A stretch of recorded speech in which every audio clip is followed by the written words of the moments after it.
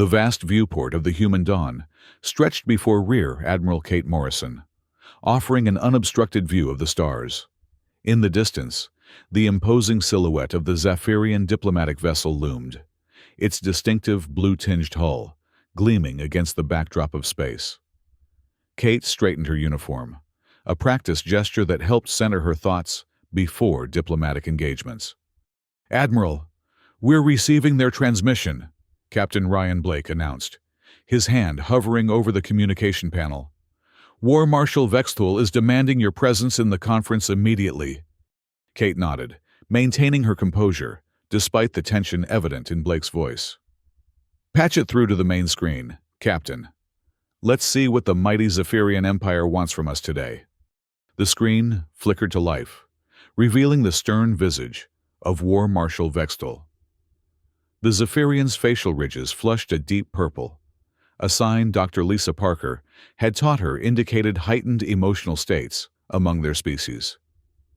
Behind Vexthul stood several members of the Zephyrian High Council, their ceremonial armor glinting under the harsh lighting of their command center. "Rear Admiral Morrison," Vexthul's voice boomed through the speakers. "The patience of the Zephyrian Empire has reached its limit. Your kind has expanded beyond acceptable boundaries. The High Council has deliberated and reached a decision that I will now convey to you." Kate maintained eye contact with the War Marshal, her expression neutral, despite the growing knot in her stomach. Dr. Parker stood slightly behind her, analyzing every micro-expression on the Zephyrian delegates' faces. "The Zephyrian Empire, conqueror of 47 civilizations, demands that humanity abandon all colonies outside your home solar system within 72 Earth hours," Vexthul declared, his voice carrying the weight of absolute authority. "Failure to comply will result in the complete eradication of your species. Your scattered settlements will be reduced to cosmic dust, and Earth itself will serve as a monument to those who defy the Zephyrian order." Captain Blake's hand instinctively moved toward his sidearm, but Kate subtly raised her hand, stopping him. She observed Vexthul's posture, rigid with confidence born from countless victories. The Zephyrian Empire had never known defeat, their military might having crushed dozens of alien civilizations who had once stood where humanity now stood. She allowed a moment of silence to pass, feeling the weight of billions of human lives resting on her response. When she finally spoke, her voice was calm, measured, and carried an undercurrent of steel that made even Dr. Parker glance at her with newfound appreciation. "War Marshal Vexthul," Kate said. "Humanity has survived ice ages, pandemics, world wars, and the harsh vacuum of space. We have endured and thrived against all odds." She leaned forward slightly, her eyes never leaving Vexthul's. "You want war? Then you've chosen death." The statement hung in the air between them, simple yet profound. Vexthul's ridges darkened further, his eyes narrowing at what he perceived as the audacity of this inferior species. "You have 72 hours, Admiral," he snarled before cutting the transmission. As the screen went dark, Captain Blake exhaled sharply. "Admiral, with all due respect, what the hell was that? They have a military force that's conquered 47 alien civilizations, and we just promised them death if they attacked us." Kate finished for him, already moving toward the command center. "Dr. Parker, what's your assessment?" Lisa Parker fell into step beside her. "They expected submission, or at least fear, Admiral. Your response genuinely surprised them." Vexthul's secondary eyelid flickered twice, a sign of cognitive dissonance in their species. "They're re-evaluating us, but they won't back down. Their cultural framework doesn't allow for it." Kate nodded grimly. "Then we don't have a moment to waste. Captain Blake, send priority communication to Earth Command. Authorization code Morrison Alpha 73. Activate Protocol Prometheus. We have 72 hours to prepare for the fight of our lives." Blake's eyes widened in recognition. "Protocol Prometheus? That's been in development for 30 years, Kate confirmed. Ever since our first deep space telescopes caught glimpses of Zephyrian conquest, we've been preparing for this day, Captain. Now we'll see if it was enough. Within hours, the encrypted transmission from the Human Dawn reached the Colorado Strategic Command Center on Earth. The emergency response chamber, buried deep beneath the Rocky Mountains, hummed with activity as the highest-ranking military and civilian leaders of the Human Alliance gathered. Director Susan Walsh stood at the head of the polished obsidian table, her expression grave as she addressed the assembled leadership. Ladies and gentlemen, at 0600 hours, Rear Admiral Morrison received an ultimatum from the Zephyrian Empire. They demand complete withdrawal from all colonies outside our solar system within 72 hours, or they will eradicate humanity. A tense silence fell over the room, broken by Major General Alex Rodriguez. And Morrison's response? Director Walsh's lips curved in a slight smile. She told them they'd chosen death. Lieutenant Commander Jake Sullivan whistled low. Bold move. What's our actual strategy here? The Zephyrian fleet outguns us at least 20-1 in official warships. Official warships, Director Walsh repeated meaningfully, activating the holographic display in the center of the table. It's time to brief you all on Project Prometheus. The hologram flickered to life, displaying an ordinary-looking cargo freighter. As they watched, the outer hull plates shifted, revealing hidden weapon ports. Armor plating slid into place, and what had appeared to be a harmless transport vessel transformed into a heavily armed warship. For 30 years, Walsh continued, every civilian ship we've manufactured, cargo vessels, passenger liners, mining platforms, has been designed with this conversion capability. Hidden weapon systems, military-grade engines, armor plating, and defensive systems, all concealed beneath civilian exteriors. Dr. Nathan Cross, the chief architect of the Prometheus project, stepped forward. The conversion process takes approximately 6 hours from initiation to completion. Once activated, each vessel's AI system will guide the transformation and integrate with our military command network. How many vessels are we talking about? Asked Colonel Amy Foster, leaning forward with intense interest. Sullivan consulted his datapad. We have 212 official warships currently in service throughout human space. Under Project Prometheus, we have an additional 8,225 civilian vessels capable of conversion, plus approximately 12,000 automated drones, disguised as everything from mining equipment to maintenance bots. General Rodriguez nodded appreciatively. So instead of facing their armada with 200 ships, we're actually fielding over 8,400 combat-ready vessels.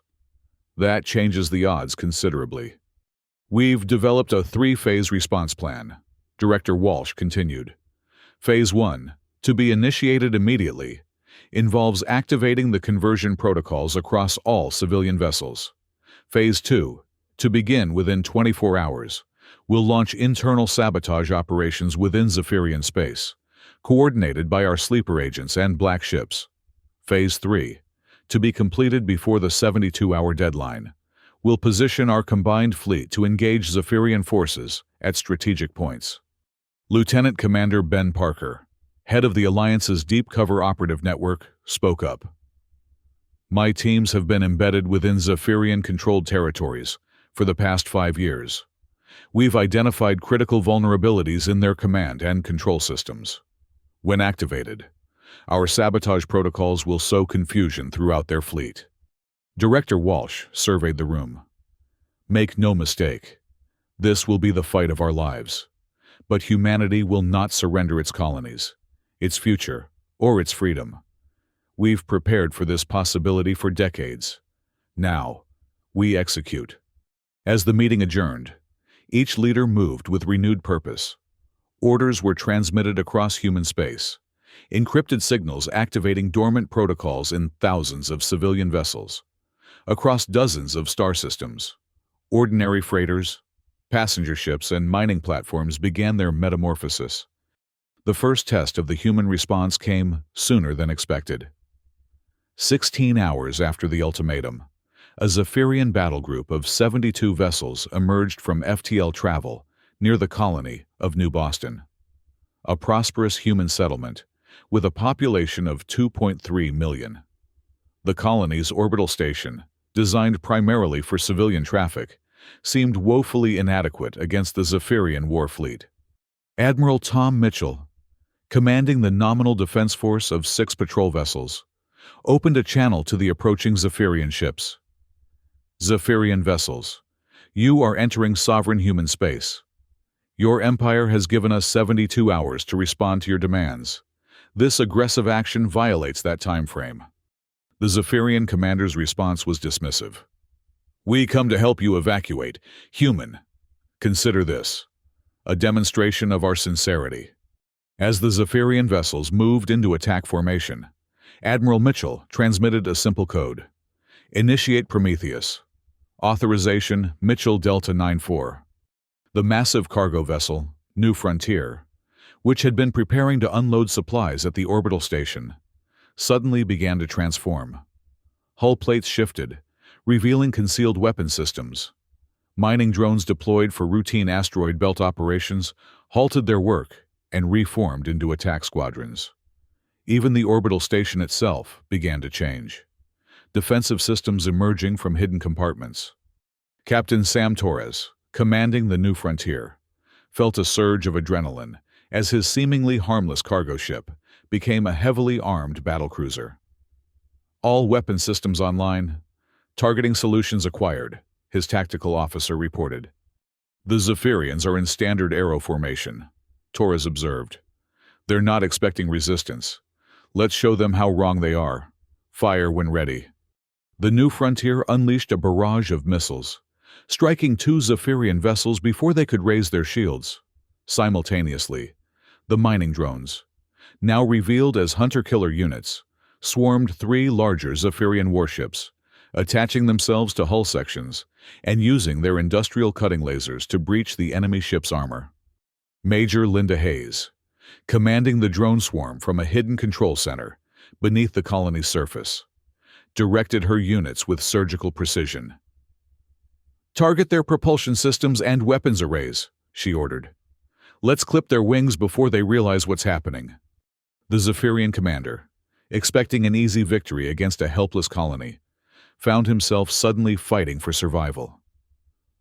What trickery is this? He demanded, over an open channel. These are civilian vessels. We're civilian vessels, Admiral Mitchell corrected him. Now they're your worst nightmare. This is your only warning. Retreat from human space, or be destroyed. The Zephyrian response was predictable. They fought harder, their rigid battle doctrine preventing retreat. But Mitchell had anticipated this. Execute Pattern 7, he ordered. Disperse and envelop. The human vessels broke formation, abandoning traditional space combat tactics in favor of a fluid, adaptive approach that confused the Zephyrians' linear strategies. Within 2 hours, the battle was over. Of the 72 Zephyrian vessels that had entered the New Boston system, 51 had been destroyed, 18 disabled, and 3 had managed to escape. As the surviving Zephyrian ships fled back toward their territory, they carried with them footage of their humiliating defeat and, unknowingly, sleeper viruses planted by human infiltration specialists that would soon spread throughout the Zephyrian communication network. News of the New Boston victory spread rapidly through human colonies, bolstering morale and accelerating Prometheus conversions. But Kate Morrison, now coordinating with Earth Command from the Human Dawn, knew the real battle was yet to come. New Boston was just a probing action, she explained, during a strategy session with General Rodriguez and her staff. The Zephyrians were testing our defenses, expecting to find weakness. Their next move will be much more substantial. Her prediction proved accurate. 48 hours after the ultimatum, long-range sensors detected a massive Zephyrian fleet approaching the Sol system. At its center was the Eternal Conquest, one of the Empire's feared planet killers, vessels the size of small moons, capable of reducing planetary surfaces to molten slag. They're bypassing our outer colonies and heading straight for Earth, General Rodriguez reported during an emergency briefing. Trying to cut off the head of the snake. Kate studied the tactical display. How many ships in total? The Planet Killer, plus approximately 50 capital ships as escort. Rodriguez answered. Our SOL defense fleet is no match for that kind of firepower, even with Prometheus conversions. Kate exchanged a meaningful glance with Director Walsh. It's time for Phase 2. Walsh nodded, authorizing the next stage of their plan. As the Zephyrian armada approached Mars, they encountered no resistance. No human fleet rose to meet them. Admiral Thexar, commanding from the Eternal Conquest, grew increasingly suspicious. This is too easy, he muttered to his second-in-command. Where are their defenders? They must know we're coming. Perhaps they've realized resistance is futile, his subordinate suggested. Our intelligence indicates they've been evacuating Earth's major cities. They may be preparing to surrender. Thexar's instincts told him otherwise, but the massive planet killer continued its inexorable advance toward Earth. As they passed through the asteroid belt between Mars and Jupiter, the true nature of humanity's defense plan was finally revealed. What had appeared to be ordinary asteroids suddenly came to life. Thousands of hollowed-out rocks, fitted with propulsion systems and nuclear charges, activated simultaneously. The asteroid field itself became a weapon, with nearly 5,000 independently targeted projectiles converging on the Zephyrian fleet. Evasive maneuvers, Thexar bellowed. But the sheer number of approaching threats overwhelmed the Zephyrian targeting systems. Their fleet, designed for large-scale space battles against conventional opponents, found itself woefully unprepared for this unconventional assault. The asteroid swarm struck the Zephyrian escort vessels first, nuclear charges detonating on impact, creating a maelstrom of radiation and debris that blinded sensors and disrupted communications. The planet killer's massive shields held against the initial assault, but even its formidable defenses were taxed by the continuous bombardment. As Thexar struggled to reorganize his forces, the second component of Phase 2 activated.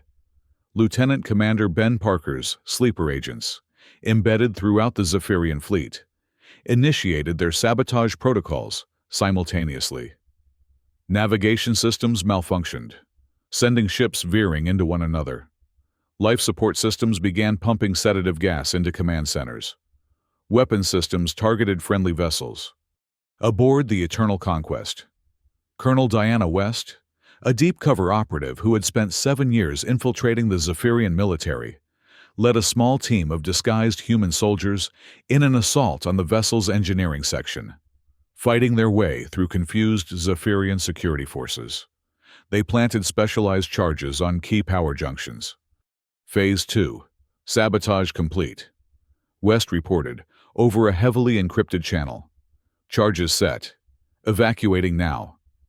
Her team fought their way to a maintenance shuttle, launching minutes before the charges detonated, creating a catastrophic power surge through the planet killer's main systems.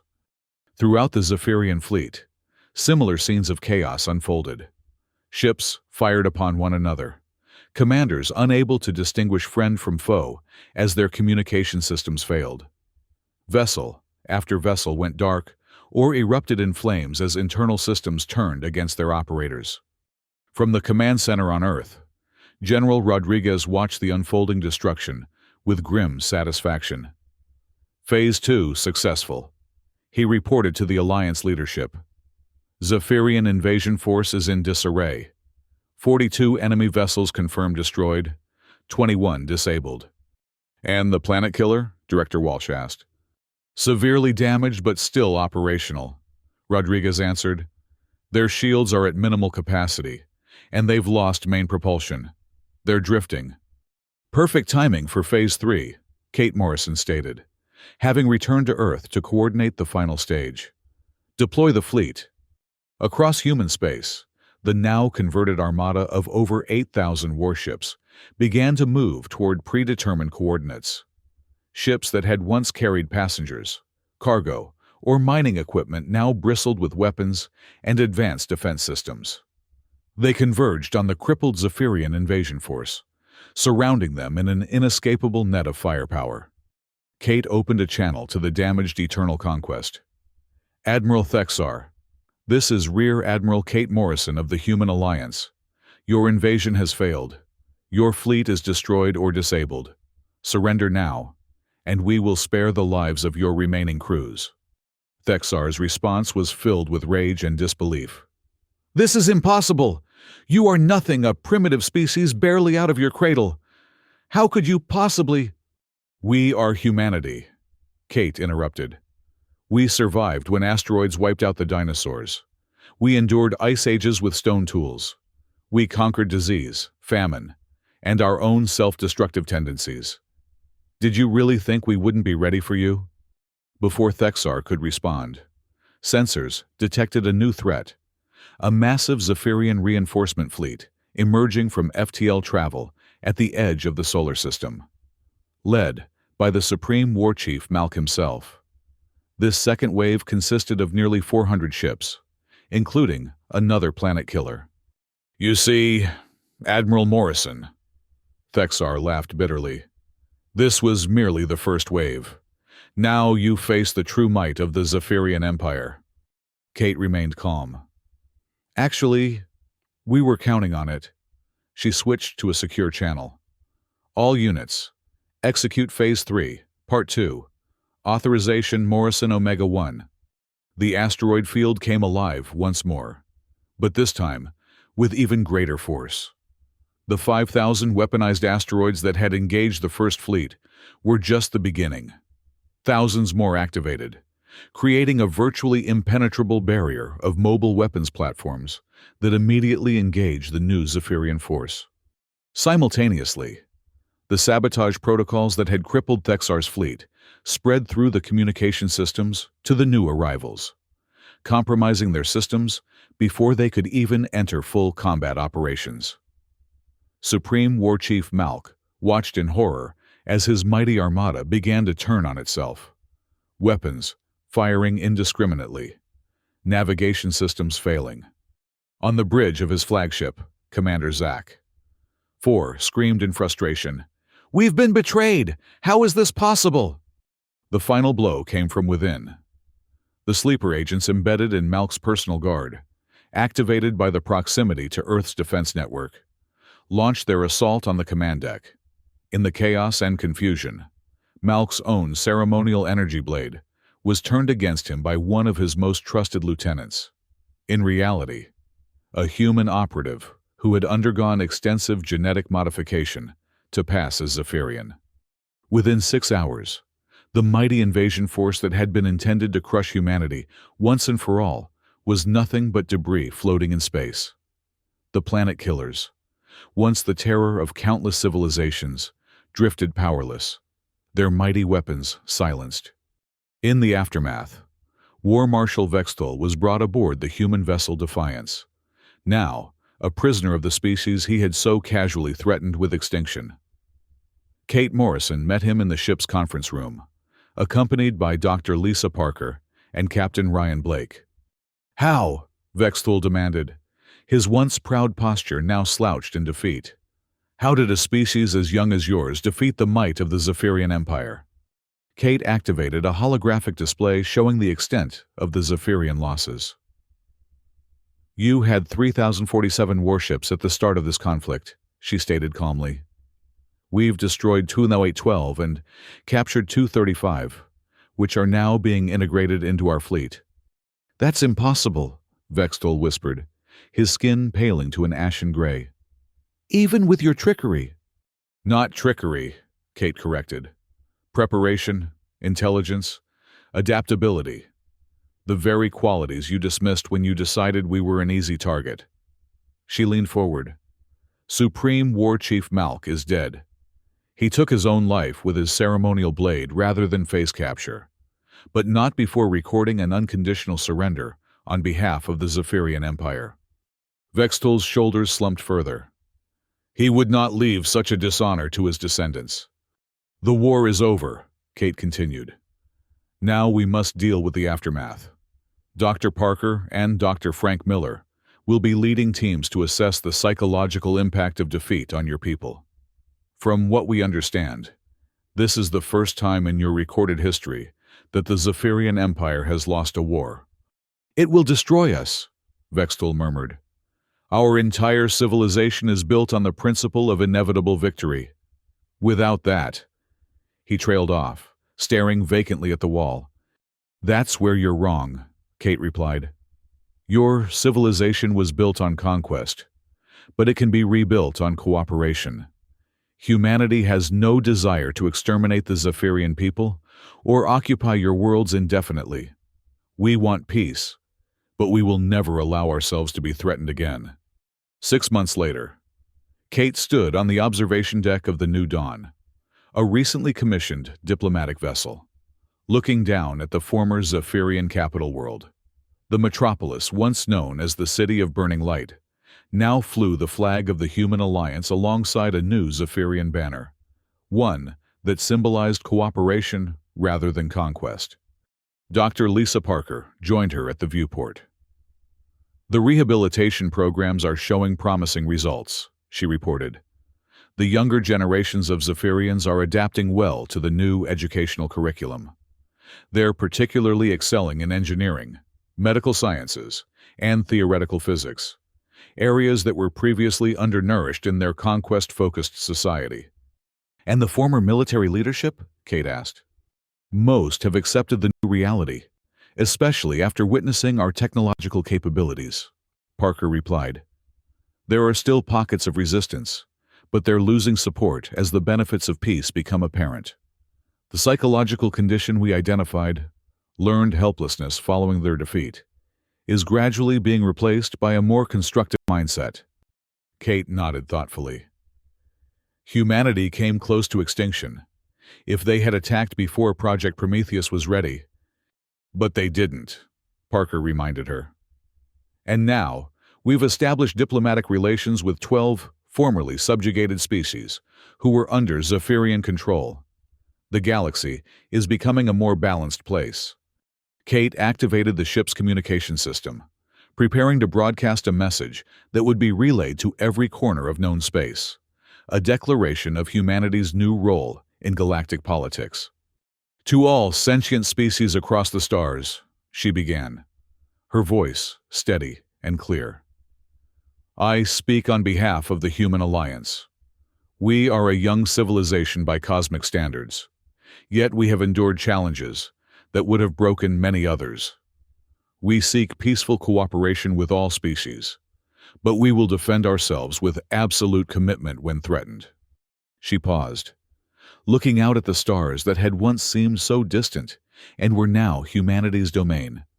We are the descendants of Earth, survivors of ice ages, pandemics, and world wars. If you come to us in peace, we will welcome you as allies. If you come bearing weapons, you will learn the price of threatening the wrong species. This is not a boast or a threat, but simply a statement of fact. The Zephyrian Empire learned this lesson at tremendous cost. We hope others will choose the path of friendship instead. As her message spread across thousands of light years, reaching civilizations both known and yet undiscovered, Kate turned away from the viewport. The stars no longer seemed cold and distant, but full of possibilities. Humanity had faced its greatest challenge and emerged not just victorious, but transformed, ready to build rather than conquer, to explore rather than exploit. Now, she whispered to herself as she gazed upon the city of burning light, where the flags of former enemies now flew side by side, is the time to build, not conquer. In diplomatic chambers and royal courts across dozens of star systems, species that had once cowered before the Zephyrian fleet now watched recordings of their mighty armada reduced to drifting debris. They observed as humans, creatures many had dismissed as primitive and inconsequential, systematically dismantled the greatest military force the galaxy had ever known. Trade delegations and diplomatic envoys from 24 civilizations arrived at Earth within months, each seeking alliance with the species that had accomplished the impossible. Humanity, so recently on the brink of extinction, found itself at the center of a new galactic order. Not through conquest as the Zephyrians had attempted, but through the respect earned by their resourcefulness and resolve. On the former Zephyrian throne world, Dr. Frank Miller addressed a class of young Zephyrian students, the first generation in millennia, to grow up without the expectation of military service and conquest. Your species has a proud history that extends far beyond your recent imperial phase, he explained. Your ancestors were explorers, scientists, and philosophers before they became conquerors. That heritage remains within you, waiting to be rediscovered. A young Zephyrian raised his hand. But how can we trust that humans won't treat us as we treated others? Now that you have the power, what prevents you from becoming the new oppressors? Miller smiled gently. That's an excellent question. Exactly the kind of critical thinking we want to encourage. The answer lies in human history. We have experienced both sides of power, the temptation to dominate and the suffering of being dominated.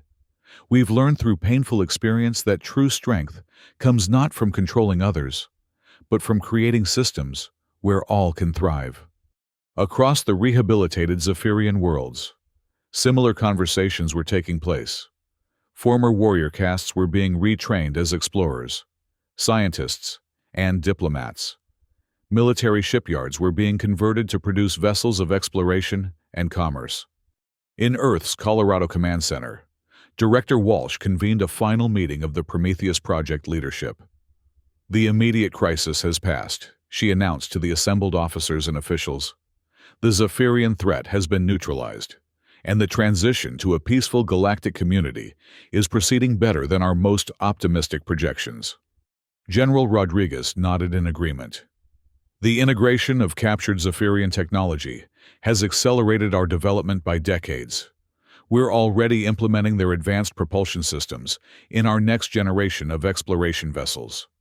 And the Prometheus conversions? Lieutenant Commander Sullivan asked. Do we maintain the civilian fleet's military capabilities? Director Walsh exchanged glances with Kate Morrison before responding. The Security Council has voted to maintain the conversion capabilities, but to place them under stricter oversight. The ships will return to their civilian functions, but they can be reactivated if needed. We hope that day never comes, but we won't be caught unprepared again. Kate nodded her approval. A wise decision. Peace through strength and vigilance. As the meeting concluded, Kate found herself walking alongside Captain Blake through the memorial garden that had been planted outside the command center, each tree representing a human vessel lost during the brief but intense conflict. Do you think they'll come back? Blake asked quietly. Not the Zephyrians, but others. There must be more empires out there, more threats we haven't encountered yet. Kate considered his question as she stopped beside a young oak tree, dedicated to the crew of the transport ship Solace, which had sacrificed itself to protect a civilian evacuation. Undoubtedly, she answered. The galaxy is vast and full of both wonders and dangers, but next time, we won't be seen as easy prey. And perhaps, just perhaps, word of what happened to the mighty Zephyrian Empire will make others think twice before threatening humanity. Blake smiled slightly. You want war? Then you've chosen death. Exactly, Kate replied. Though I hope our next first contact leads with, you want peace. Then you've chosen friendship instead. As they continued through the memorial garden, the setting sun cast long shadows across the landscape. In orbit above, converted warships were being transformed back into vessels of commerce and exploration, their hidden weapon systems dormant, but ready. Humanity had survived its trial by fire and emerged stronger, not just militarily, but philosophically, with a deeper understanding of both their capacity for resistance and their responsibility as a galactic power. On the edge of known space, A sleek vessel bearing the insignia of the Human Alliance Scientific Corps approached an unexplored star system. Its mission was not conquest or intimidation, but discovery and understanding. As it entered orbit around a promising world, showing signs of developing civilization, the captain opened the ship's log and made her first entry. "We come in peace, carrying the lessons of our past and the hopes for our future. Today, we extend a hand in friendship to a new species, remembering always that the greatest victories are not won through domination, but through connection." The ship's sensors detected primitive radio signals emanating from the planet below, the first tentative reaches of a young civilization stretching toward the stars. In the command center, the crew prepared first contact protocols designed not to intimidate or control, but to welcome and support. And humanity had found its place among the stars, not as conquerors like the Zephyrians had been, nor as victims as they had nearly become, but as guardians of a fragile balance, determined that the cycles of domination and resistance that had defined their own history would not be the legacy they left to the galaxy.